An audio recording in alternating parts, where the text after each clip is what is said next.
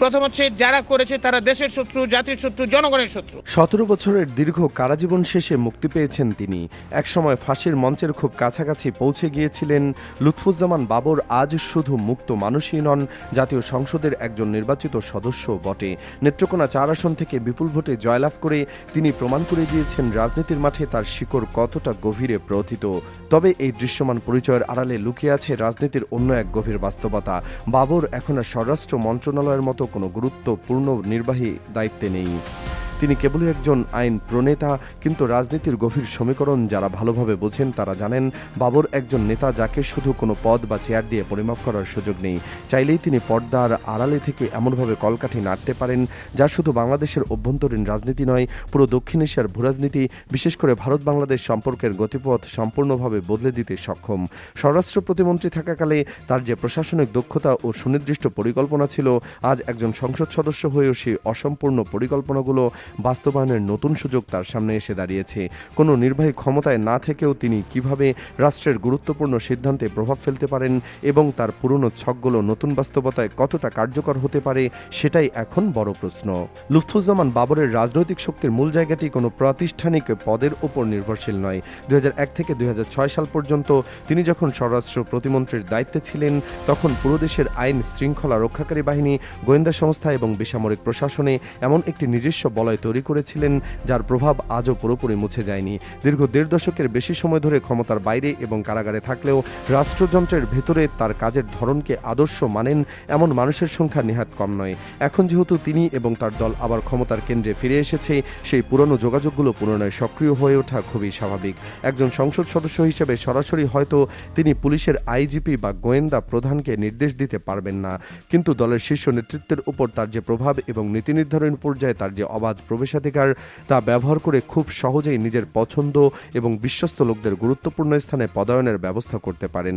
একবার প্রশাসন এবং নিরাপত্তা বলয়ে তার নীতিতে বিশ্বাসী লোক বসে গেলে তাকে আর সরাসরি সামনে আসতে হবে না।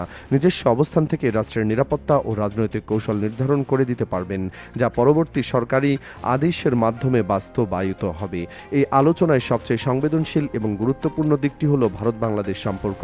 এটি কোনো গোপন বিষয় নয় যে লুৎফুজ্জামান বাবরের নাম ভারতের নীতি নির্ধারকদের কাছে সবসময় একটি বড় অস্বস্তির কারণ। 2004 সালের সেই আলোচিত 10 ট্রাক অস্ত্র আটকের ঘটনা ভারতের মনে এক স্থায়ী সন্দেহ তৈরি করেছে যা সহজে দূর হওয়ার নয়।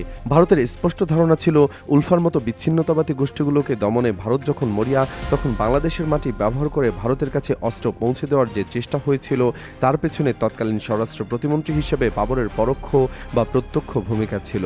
ভারত সবসময় তাকে তাদের জাতীয় নিরাপত্তার জন্য একটি বড় চিন্তার কারণ হিসেবে দেখে এসেছে। দীর্ঘ 17 বছর পর সেই বাবর যখন আবারও বাংলাদেশের সংসদে বসেছেন এবং রাষ্ট্র পরিচালনায় প্রভাব ফেলার মতো জায়গায় এসেছেন, দিল্লির অস্বস্তি স্বাভাবিকভাবেই আরও বাড়বে। ভারত ভালো করেই জানে বাবর যদি পর্দার আড়াল থেকে স্বরাষ্ট্র বা পররাষ্ট্র নীতিতে প্রভাব খাটানো শুরু করেন, তবে গত 1.5 দশক ধরে ভারতের সাথে বাংলাদেশের যে একপাক্ষিক সম্পর্ক ছিল তার একটি বড় পরিবর্তন ঘটবে। সংসদ সদস্য হওয়ার সুবাদে বাবর এখন সংসদে এবং দলের ভেতরে এমন এক রাজনৈতিক দৃষ্টিভঙ্গি তৈরি করতে পারেন যা ভারতকে চাপে রাখতে বাধ্য করবে। সরাসরি হয়তো ভারতের বিরুদ্ধে কোনো মন্তব্য করবেন না, কিন্তু ট্রানজিট চুক্তি, সীমান্ত হত্যা, তিস্তার পানি বন্টন কিংবা ভারতের সাথে হওয়া অসম বাণিজ্য চুক্তিগুলো নিয়ে দলের ভেতরে এবং বাইরে জনমত গঠনে এমনভাবে ভূমিকা রাখতে পারেন যাতে সরকার ভারতের প্রতি কঠোর নীতি গ্রহণ করতে বাধ্য হয়। তার পরামর্শে বাংলাদেশের গোয়েন্দা সংস্থাগুলো ভারতের যে কোনো প্রভাব বিস্তারের চেষ্টার বিরুদ্ধে শূন্য সহনশীলতা বা জিরো টলারেন্স নীতি গ্রহণ করতে পারে। আগে যেমন ভারতের চাওয়া মাত্রই বাংলাদেশ সব ধরনের নিরাপত্তা সুবিধা প্রদান করত, বাবরের হস্তক্ষেপে সেই জায়গাটি বড় ধরনের পরিবর্তন আসতে পারে।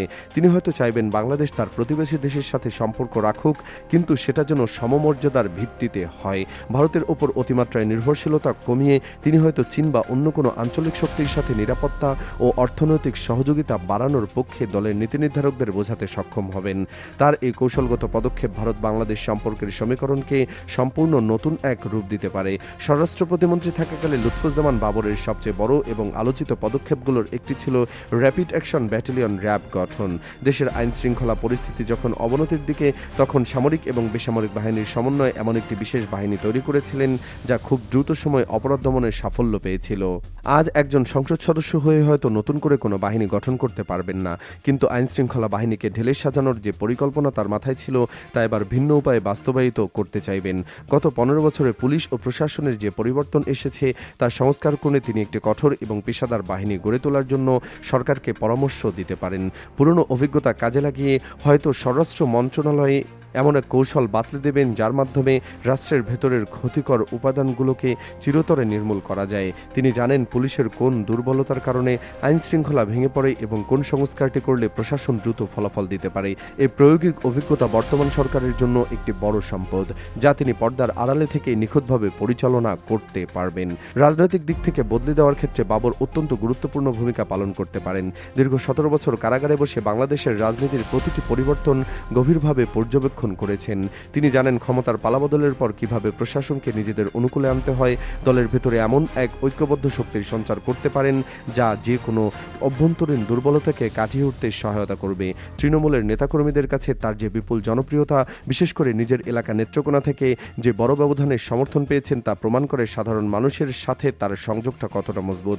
এই জনসমর্থন ব্যবহার করে দলের নীতি নির্ধারণে বড় প্রভাব ফেলতে পারে। তার পরামর্শের দল হয়তো এমন সব রাজনৈতিক কর্মসূচি বা কৌশল হাতে নেবে যা সাধারণ মানুষের কাছে আরও বেশি গ্রহণযোগ্য হবে। সরাসরি মাঠে খুব বেশি সক্রিয় না থাকলেও তার তৈরি করা রাজনৈতিক কাঠামো ধরেই দল সামনের দিকে এগিয়ে যেতে পারে। তার এই সাংগঠনিক দক্ষতা বিরোধী রাজনৈতিক দলগুলোর জন্য একটি বড় চ্যালেঞ্জ হয়ে দাঁড়াবে। এখন মূল প্রশ্ন হলো, স্বরাষ্ট্র প্রতিমন্ত্রী থাকাকালে তিনি যেসব পরিকল্পনা নিয়েছিলেন সংসদ সদস্য হয়ে সেগুলো কতদূর বাস্তবায়ন করা সম্ভব? উত্তর খুব সরল নয়। 2006 সালে বাংলাদেশ এবং বর্তমান সময়ে বাংলাদেশের মধ্যে অনেক বড় পার্থক্য রয়েছে। তখনকার ভূরাজনৈতিক পরিস্থিতি, প্রযুক্তির ব্যবহার, আন্তর্জাতিক সম্প্রদায়ের নজরদারি এবং মানুষের রাজনৈতিক সচেতনতা এখনকার চেয়ে একেবারেই ভিন্ন। বাবর চাইলেই এখন আগের মতো যে কোনো কঠোর সিদ্ধান্ত দ্রুত সময়ে বাস্তবায়িত করতে পারবেন না। এখন সামাজিক যোগাযোগ মাধ্যমের যুগ। যে কোনো ঘটনা মুহূর্তেই সারা বিশ্বে ছড়িয়ে পড়ে। আন্তর্জাতিক মানবাধিকার সংস্থাগুলো এবং আন্তর্জাতিক সম্প্রদায় এখন নীতিগত পরিবর্তনের বিষয়ে অনেক বেশি সতর্ক।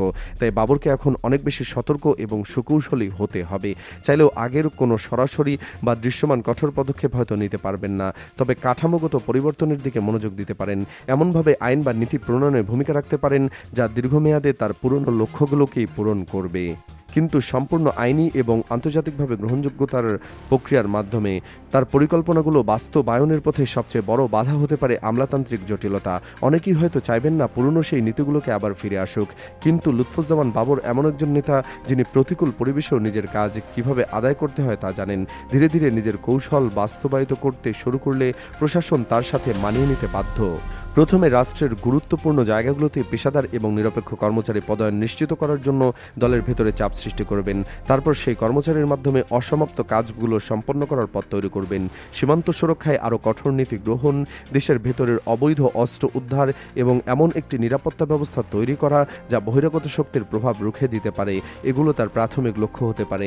একজন আইন প্রণেতা হিসেবে তিনি সংসদীয় স্থায়ী কমিটিগুলোতে সবচেয়ে গুরুত্বপূর্ণ ভূমিকা রাখতে পারেন। স্বরাষ্ট্র বা পররাষ্ট্র মন্ত্রণালয় সম্পর্কিত সংসদীয় স্থায়ী কমিটির সদস্য হিসেবে সরাসরি মন্ত্রণালয়ের কাজে জবাবদিহিতা নিশ্চিত করতে পারেন। স্থায়ী কমিটির বৈঠকে এমন সব প্রস্তাব বা সুপারিশ তুলে ধরতে পারেন যা মন্ত্রণালয় বাস্তবায়িত করতে বাধ্য থাকবে।